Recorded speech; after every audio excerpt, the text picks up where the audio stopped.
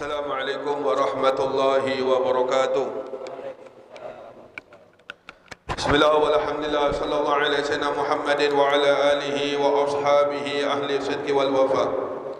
Allahumma salli ala nuril anwar wa sirril asrar wa tiryaqil aghyar wa miftahi babil yasar.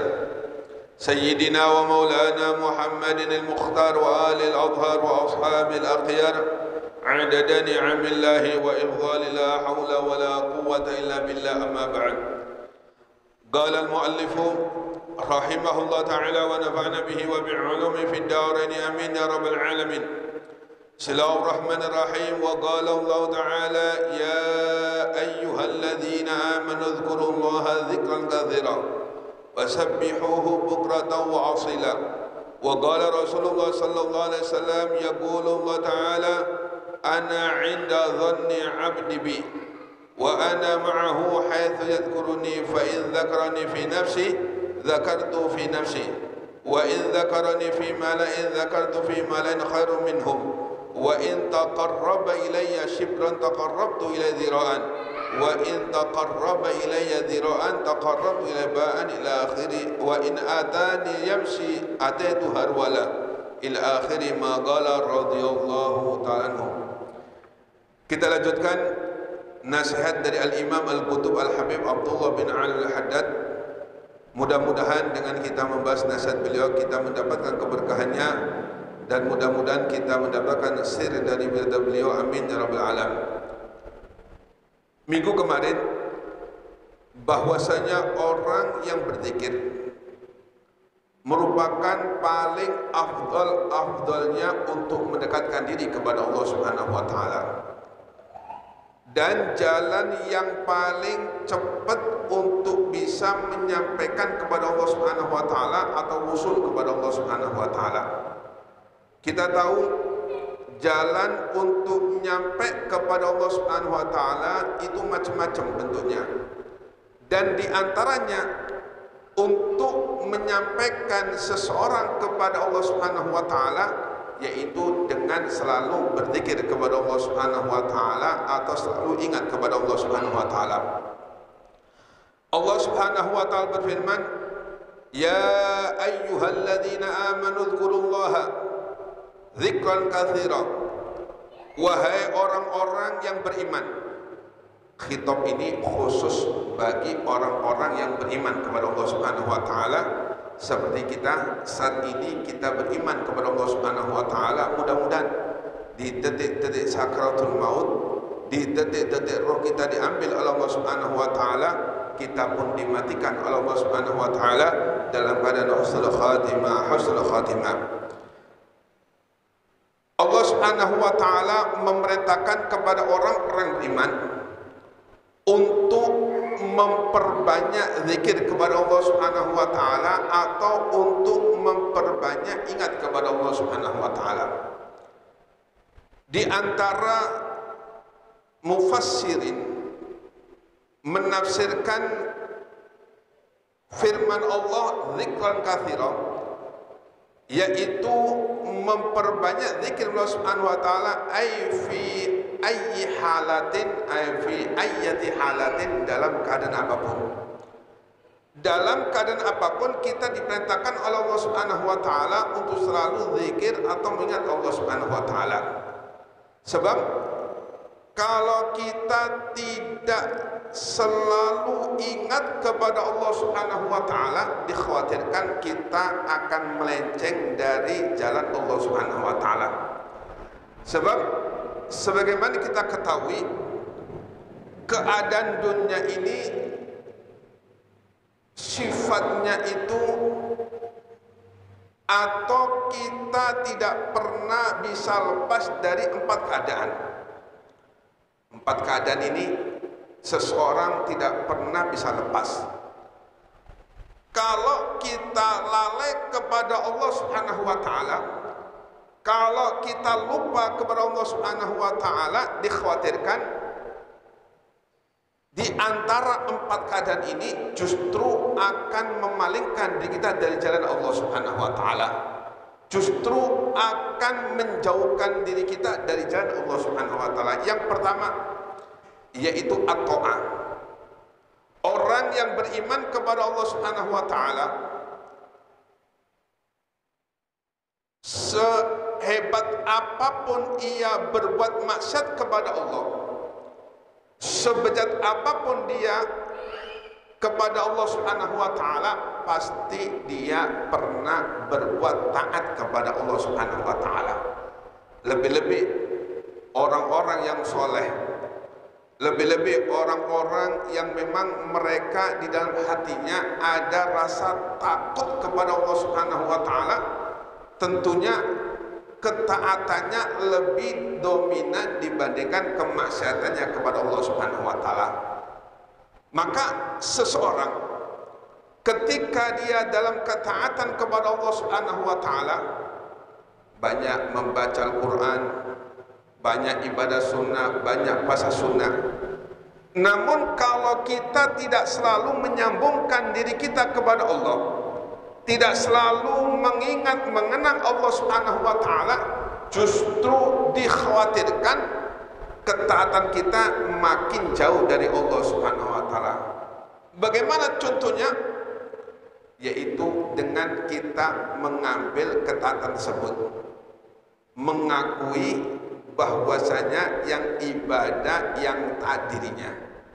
Padahal kita semua tahu tidak ada satupun yang terjadi di dunia ini dari hamba-hamba Allah Subhanahu wa taala, baik itu ketaatan atau kemaksiatan kepada Allah Subhanahu wa taala, terkecuali semuanya dengan sepengetahuan Allah Subhanahu wa taala.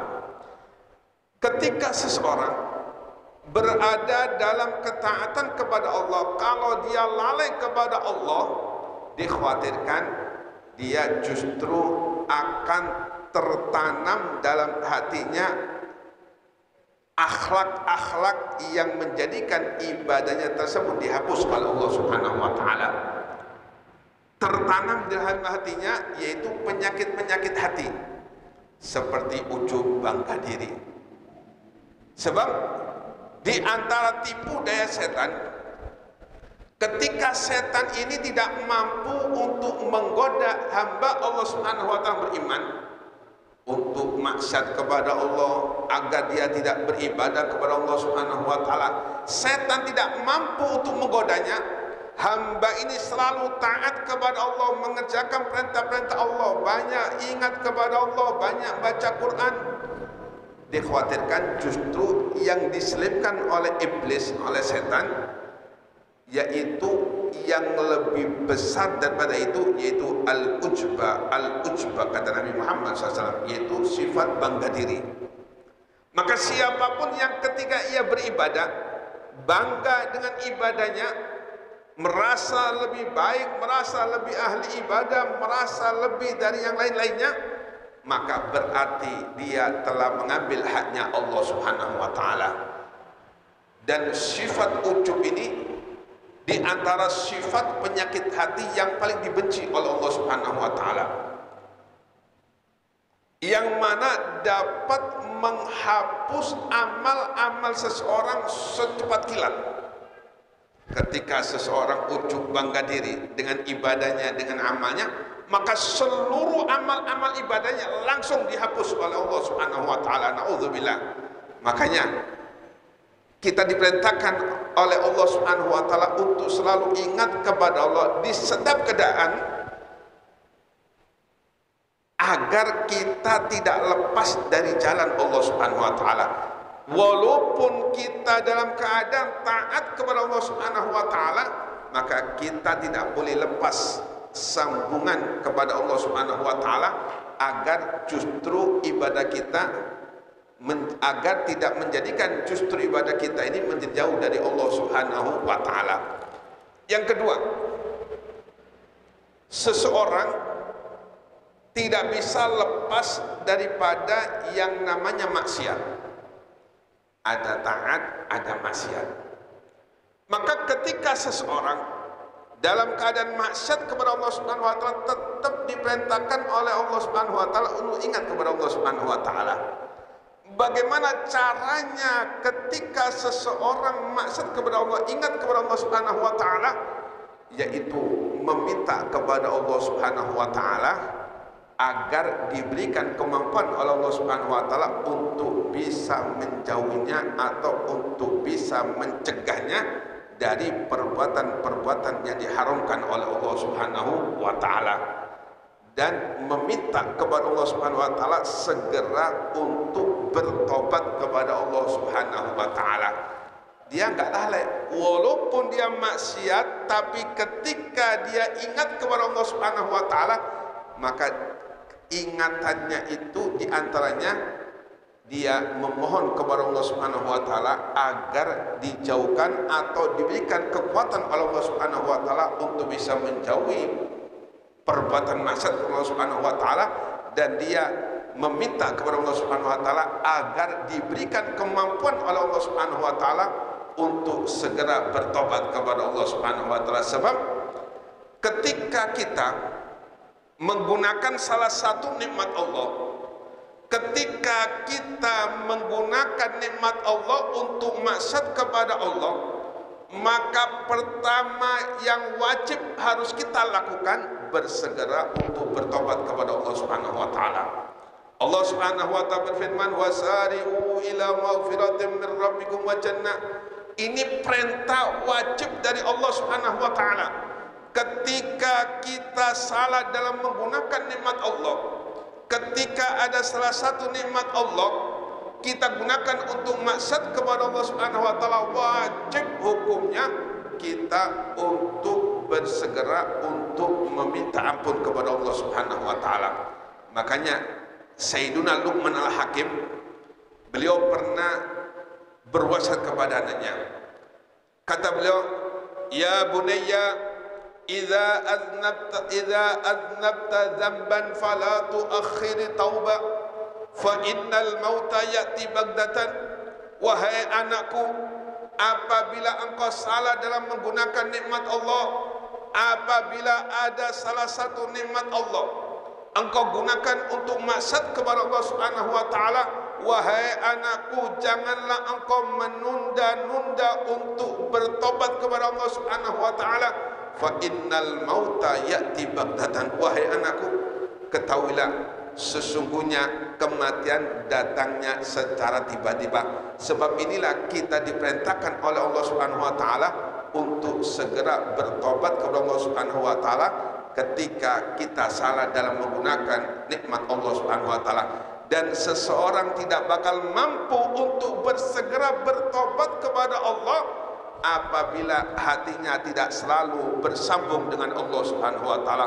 Walaupun kita dalam keadaan maksiat, jangan sampai lepas, jangan sampai putus hubungan kita dengan Allah Subhanahu wa taala. Kemudian yang ketiga, seseorang tidak bisa lepas dari kesedihan. Sedih ini memang sunnatullah. Apapun bentuknya sedih, ya, entah itu habis tengkar sama istrinya atau macam-macamnya, yang jelas seseorang tidak pernah lepas dari kesedihan. Sebab inilah sifatnya dunia. Dunia ini tempatnya kesedihan, memang tempatnya ujian dari Allah Subhanahu wa taala. Maka apapun keadaan kita, apabila kita selalu sambung dengan Allah Subhanahu wa taala, hati kita sambungkan dengan Allah Subhanahu wa taala, maka dalam keadaan sedih apapun diri kita, maka insya Allah kita akan sabar kepada Allah Subhanahu wa taala, dan kita akan mengakui dan kita akan ridho dengan apa-apa yang telah diputuskan oleh Allah Subhanahu wa taala. Sebab dikatakan, innal abda la yudriku manzilatal akhyar illa bisabri ala syiddah. Dikatakan seseorang tidak bakal mendapatkan kedudukan yang tinggi di sisi Allah Subhanahu wa taala terkecuali setelah ia bersabar atas kesedihan-kesedihan yang ditimpakan oleh Allah Subhanahu wa taala. Maka orang apabila bersedih itu tanda Allah cinta kepadanya. Ketika seseorang ini bersedih dan kemudian ia selalu bersambung dengan Allah Subhanahu wa taala, maka dia akan ridho dengan kesedihan tersebut, dan otomatis Allah pun ridho kepadanya dengan diampuni dosa-dosanya oleh Allah Subhanahu wa taala dan bakal diangkat derajatnya oleh Allah Subhanahu wa taala. Kemudian yang keempat, seseorang tidak bakal lepas dari keadaan nikmat Allah Subhanahu wa taala. Setiap saat kita ini tidak pernah lepas dari nikmat Allah Subhanahu wa taala. Sedetik apapun tidak pernah lepas nikmat-nikmat dari Allah Subhanahu wa taala, anugerah-anugerah dari Allah Subhanahu wa taala. Maka kalau kita tidak sambung hati kita dengan Allah, kalau hati kita tidak kita tanamkan kepada Allah Subhanahu wa taala, dikhawatirkan nikmat-nikmat tersebut justru akan menjadi azab buat diri kita. Ketika kita mendapatkan nikmat dari Allah Subhanahu wa taala, kewajiban kita pertama kali yaitu dengan mensyukuri nikmat-nikmat tersebut. Dan orang tidak bakal bisa mensyukuri nikmat Allah Subhanahu wa taala terkecuali apabila hatinya sambung dengan Allah Subhanahu wa taala. Makanya kita harus mendidik hati kita, bagaimana caranya agar dalam hati kita tertanam Allah Subhanahu wa taala, agar dalam hati kita selalu sambung kepada Allah Subhanahu wa taala apapun keadaan kita. Keadaan taat sambung dengan Allah Subhanahu wa taala, supaya ketaatan kita tidak menjadikan justru jauh dari Allah Subhanahu wa taala. Keadaan ketika kita dalam keadaan maksiat, ingat kepada Allah Subhanahu wa taala, sambung hati kita agar kita diberikan kekuatan oleh Allah Subhanahu wa taala untuk bertobat kepada Allah Subhanahu wa taala.